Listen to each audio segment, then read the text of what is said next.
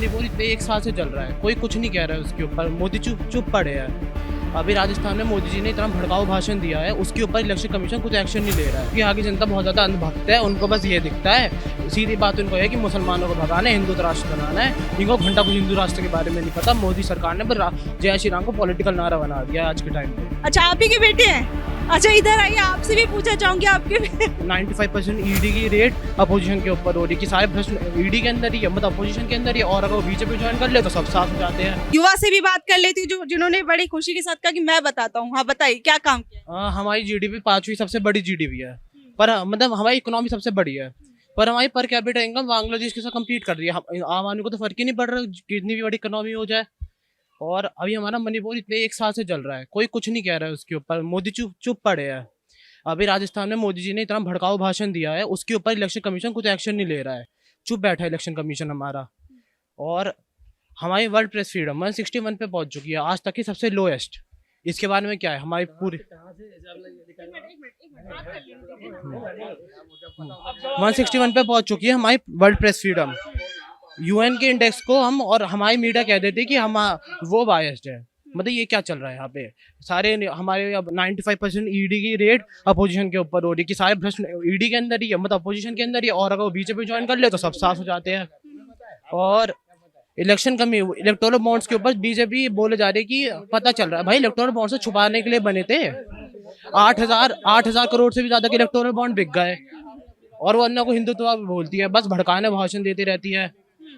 तो जनता इन 2024 के चुनावों में समझ रही है कि सरकार किन चीजों से अपना सिर्फ वोट बैंक बटोर रही है और किन चीजों से जनता की भलाई हो रही है। वो तो जनता पे डिपेंड करता है कि जनता समझ रही है या नहीं। बहुत सी जनता हो सकती है जो अंधभक्त बने हुए हैं कि ऐसा काम हो गया, ऐसा काम हो गया। इन सब ढंग के काम पूछोगे गिना भी नहीं पाएंगे, बस अंधभक्त बने हुए हैं। इनको ये नहीं पता सिलेंडर की क्या रेट चल रही है, पेट्रोल की क्या रेट चल रही है, इनको कुछ नहीं पता होगा, बस अंधभक्त बने हुए हैं। लेकिन वाकई आपको लगता है कि ये चीजें मुद्दा है, चुनावों का मुद्दा है और होनी चाहिए? मुद्दा है, यही तो मुद्दा है। नोटबंदी का क्या फायदा? अब मुझे आज तक एक बताइए, नोटबंदी का क्या फायदा हुआ? कुछ फायदा हुआ? भ्रष्टाचार कम हुआ, नकली नोट हटे, ऐसे बोलती है सरकार बोलती है। अब रिपोर्ट देखो कि नकली नोट 2000 के जो नोट है, सबसे ज्यादा 2000 के नोट नकली नोट छपे हैं। उन्होंने बोला कैशलेस इकोनॉमी बनाएगी। जब वो उन्होंने लगाया था उस समय 17 लाख करोड़ के नोट थे कुछ, और आज के टाइम में कोई 32 लाख करोड़ के नोट है इकोनॉमी में हमारी। तो क्या कैशलेस इकोनॉमी होगी? तो नोट बढ़ते ही जा रहे हैं। और इन्होंने 2000 नोट का निकाला, अब 2000 का नोट उन्होंने बैन भी कर दिया। भाई निकाले क्यों तुमने? तुम 1000 का नोट बैन करके 2000 का नोट ला रहे हो। आरबीआई ने बताया तो 99.3% पैसे वापस आ गए थे। भाई क्या भ्रष्टाचार कम हुआ? आम आदमी मरे, जिनका पैसा था वो तो बच गया। तो आप इसी इलाके में रहते हैं? हाँ, मेरा घर वो है। अच्छा, घर पास ही में है आपका। तो मतलब जो ये सीट है, आपको पता है इस बार मनोज तिवारी वर्सेस कन्हैया कुमार हो रहा है और काफी हॉट सीट मानी जा रही है दिल्ली के लिए। तो क्या लग रहा है आपको, दो बार से सांसद जीतते आ रहे हैं, तीसरी बार भी जनता इस सीट पर उन्हें मौका देगी? मुझे तो ऐसे ही लगता है क्योंकि यहाँ की जनता बहुत ज्यादा अंधभक्त है। उनको बस ये दिखता है, सीधी बात उनको है कि मुसलमानों को भगाना है, हिंदू राष्ट्र बनाना है। इनको घंटा कुछ हिंदू राष्ट्र के बारे में नहीं पता। मोदी सरकार ने बस जय श्री राम को पॉलिटिकल नारा बना दिया आज के टाइम पे। तो आपको लगता है कि धर्म को सिर्फ एक राजनीतिक हथियार बनाया जा रहा है? जी हाँ, जी हाँ, बिल्कुल बनाया जा रहा है। असल में आपके प्रधानमंत्री से या आपकी सरकार से वो कौन से मुद्दे होने चाहिए जिन पर जनता को जवाब मांगना चाहिए? एक तो महंगाई सबसे बड़ा मुद्दा होना चाहिए। एक ही इतने ज्यादा हेट क्राइम आज के टाइम में सबसे ज्यादा बढ़ रहे हैं हमारे देश में, ये इतने क्यों बढ़ रहे हैं? ये सबसे बड़ा एक मुद्दा होना चाहिए। अभी हेट क्राइम जो आपने शब्द बोला है, थोड़ा उसे आप बताइए कि हेट क्राइम में आप क्या चीजें देख रहे हैं? क्या आपको लगता है कि वो हेट क्राइम कम होना चाहिए? हेट क्राइम जैसे कि अभी 2020 में दिल्ली दंगे हुए थे, वो एक हेट क्राइम में आ सकता है। अभी मणिपुर में दंगे हुए, वहाँ पे मैथ्यू कुकी के बीच में, 2 कम्युनिटी के बीच में हो रहा है, ट्राइबल कम्युनिटीज के बीच में। उसके ऊपर चुप है सरकार, कुछ नहीं बोल रहा। और हेट क्राइम बहुत ज्यादा बढ़ रहा है हमारे देश में, आज तक का सबसे हाईएस्ट रिकॉर्ड है।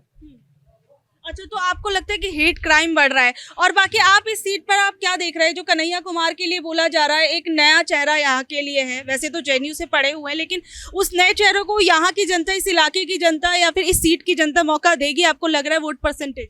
जेएनयू के स्टूडेंट्स को आज के टाइम में लोग टेररिस्ट बना रखा है हमारी सरकार ने कि जेएनयू के स्टूडेंट तो एंटी नेशनल है, अर्बन नक्सल है। तो पता नहीं, अब वो तो बाकी जनता को पता है। क्योंकि आज के टाइम में सच्ची बता, तो आज के टाइम पे लोग इतना ज्यादा एमपी को देख के ही नहीं देते। आज के टाइम में यूएस के साथ प्रेसिडेंशियल इलेक्शन बना दिए कि राहुल, मोदी, केजरीवाल ऐसे चेहरे बन के पार्टी को वोट दिया जा रहा है, एमपी को देख तक नहीं रहा। ठीक है, मतलब आप कह रहे हैं कि ऊंचे स्तर पर लोगों को देखकर वोट दिया जा रहा है, जो नीचे के स्तर पर जो लोग हैं उनके फेसेस को या उनके कामों को नहीं देखा जा रहा है। जी हाँ, हाँ। तो आपको क्या लगता है जो आपका स्थानीय कैंडिडेट है उसके चेहरे पर वोट जाना चाहिए जो, या फिर राष्ट्रीय स्तर पर जो एक नेशनल लेवल का फेस है उसको देखकर देना चाहिए? जो हमारे स्थानीय स्तर पे खड़ा हुआ है उसको देख के वोट जाना चाहिए, क्योंकि आपका देश के अंदर आपके इलाके में काम वो आके करेगा, प्रधानमंत्री नहीं करेंगे। और बात रही कि हमारा जो संविधान बना था वो ऐसे ही बना था कि हम अपने एमपी को देख के वोट दें, और जैसे जैसे बढ़ता जा रहा है हमारे इंडिपेंडेंट कैंडिडेट्स कम होते जा रहे हैं, उनका खड़ा होना उतना कम होता जा रहा है, क्योंकि लोग पार्टी देख के वोट करने लग गए हैं।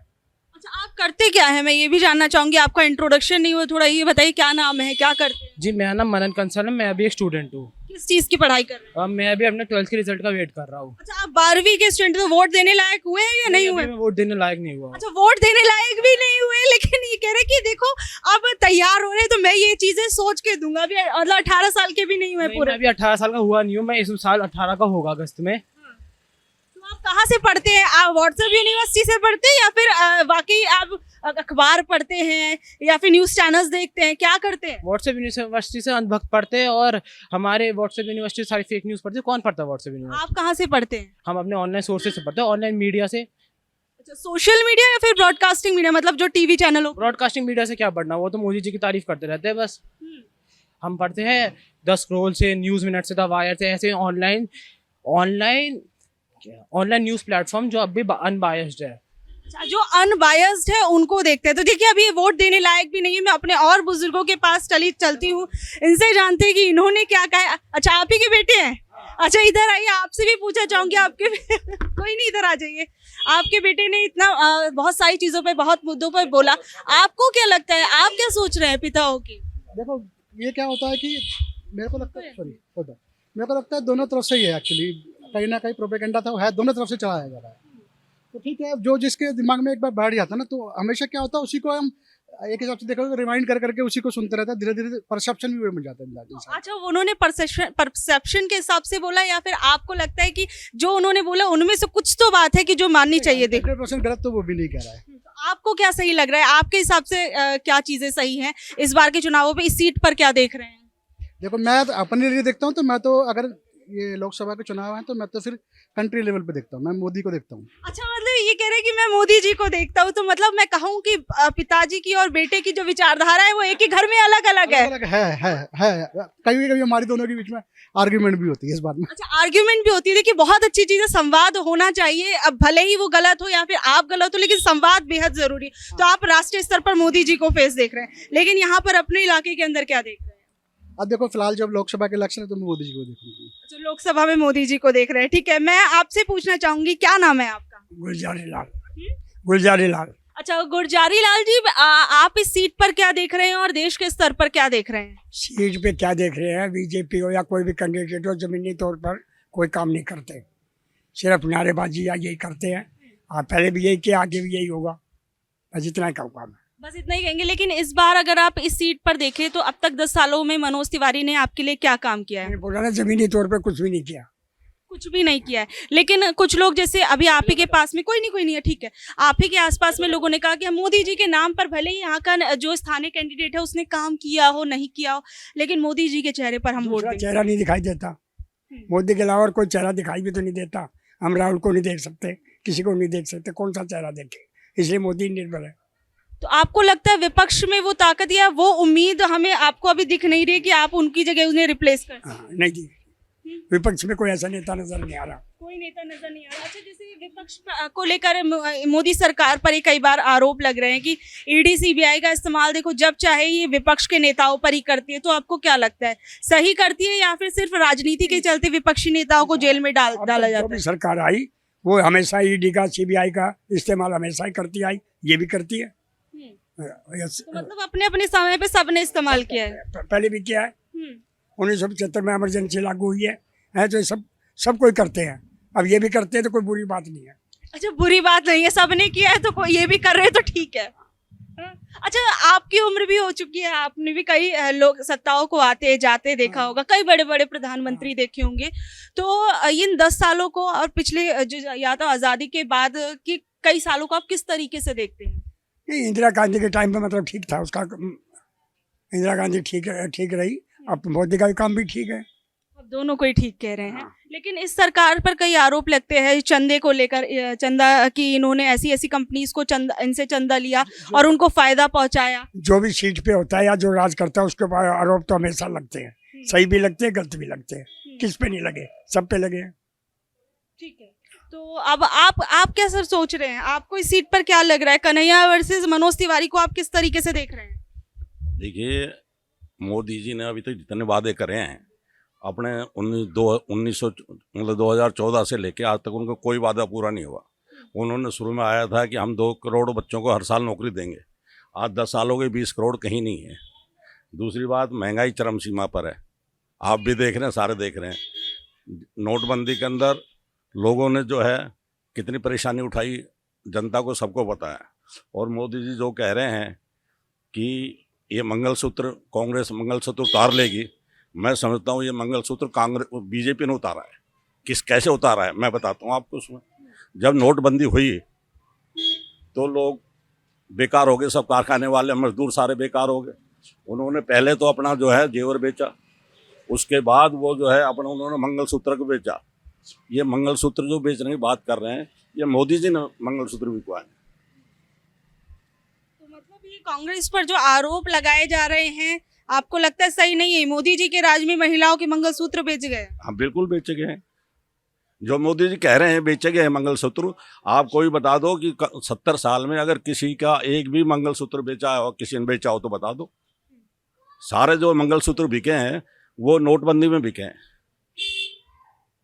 ठीक है, तो आप कह रहे हैं कि जो सरकार ने जो भी डिसीजंस, बहुत से ऐसे बड़े बड़े फैसले लिए जो आपको लगता है जनता के हित में नहीं थे आपके अनुसार, और आप देश के स्तर पर क्या देख रहे हैं, जो इंडिया गठबंधन और एनडीए को किस तरीके से देख रहे हैं? इस बार इन दोनों के बीच में मुकाबला अगर देश के स्तर पर देखा जाए तो कैसा देख रहे हैं? देखिए, ये सारी बातें मीडिया ज़्यादा फैला रहा है।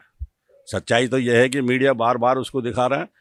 आज चीन हमारे यहाँ कहाँ तक पहुँच गया है और सबको मालूम है असली बात, और लेकिन ये सारी बातें छुपाई जा रही है। लेकिन ये वो मुद्दे हैं जो आपको लगता है कि जो लोगों को पता होने चाहिए, लोगों को इस पे बात करनी चाहिए? सबको मालूम है, जनता बेवकूफ़ नहीं है, जनता बहुत समझदार है। लोग ईडी और सीबीआई के डर से वोट जो है सामने नहीं आ रहे हैं, लेकिन अपनी भड़ास जरूर निकालेंगे। भड़ास निकालेंगे मतलब आपके सीधे सीधे इसका असर वोट बैंक पे पड़ेगा? असर 100% पड़ेगा। अच्छा, लेकिन प्रधानमंत्री जी तो चीन को लाल आंखें दिखाते हैं, बताइए, लाल आंखें दिखाने वाले प्रधानमंत्री। लाल आँख कहने वाली बात है, लेकिन दिखाई किसी को नहीं है। लाल आँख कहते तो हैं लेकिन दिखाई किसी को नहीं है। चीन ने कितने मकान बना लिया हमारी सीमा पर, आप भी देख रहे हैं, सब दुनिया भी देख रही है, टीवी में आ रहे हैं। सैकड़ों मकान उन्होंने बना लिए उन्होंने, और कोई गौर नहीं उस पर।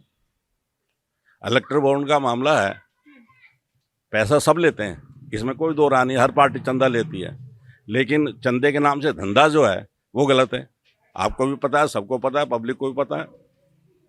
अच्छा, आज आपने कोरोना की, अभी आपने ये चंदे वाली बात की, तो आज एक खबर आई थी बड़ी, आपको पता होगा, जो ये कोरोना की जो वैक्सीन लगी थी, कोविशील्ड जो वैक्सीन लगी थी, इसे लेकर कहा जा रहा है कि इससे कई बीमारियां जो हैं, ये ब्रिटेन की कोर्ट में साबित हुआ है कि जो कोविशील्ड की वैक्सीन ली गई है, इससे कई लोगों को हार्ट अटैक का और ब्रेन हैमरेज का खतरा है। तो क्या कहेंगे, इसी वैक्सीन का प्रचार प्रसार खूब मोदी जी ने भी किया था, लोगों को कहा था कि घरों से निकलिए, लगवाइए, लेकिन आज ऐसी सच्चाई आ रही है सामने, क्या कहेंगे? जो 40 साल से लेकर के 50 साल तक के बच्चे हैं, उनको सबको हार्ट अटैक हो रहा है, और जो 60 से और जो 70 को पार कर गए हैं, उनकी याददाश्तें कम हो रही हैं, और ये सच्चाई है, ये रिपोर्ट है। आज जितने नौजवान जो हार्ट अटैक से मारे जा रहे हैं 40 साल की उम्र के, वो सब वैक्सीन की वजह से मारे जा रहे हैं। उस वैक्सीन का असर आम जनता भी देख रही है, उसका असर? हाँ, बिल्कुल देख रही है।